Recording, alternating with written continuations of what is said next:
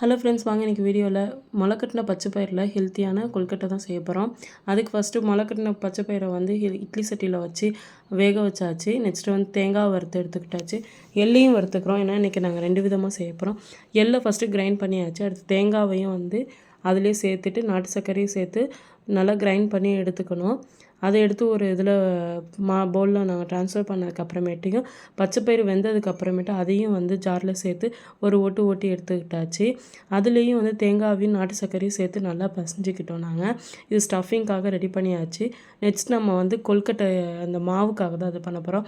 பச்சரிசி மாவு தான் நாங்கள் எடுத்துக்கிட்டோம். அதில் கொஞ்சம் உப்பு, நல்லா கொதிக்கிற அளவுக்கு தண்ணியை வந்து ஊற்றி நல்லா வந்து சப்பாத்தி மாவு அளவுக்கு வந்து பசஞ்சிக்கோங்க. நெக்ஸ்ட்டு வந்து நம்ம எப்பவும் போல் கொழுக்கட்டை பிடிக்கிற மாதிரி நம்ம வந்து நாங்கள் இன்றைக்கி ஒரு பேஸ் யூஸ் பண்ணிக்கிட்டோம். அதை யூஸ் பண்ணி நாங்கள் இன்றைக்கி வந்து கொழுக்கட்டை செஞ்சாச்சு. இந்த மாதிரி வீடியோ உங்களுக்கு பிடிச்சிருந்துச்சுன்னா லைக் பண்ணுங்கள். Thank you friends.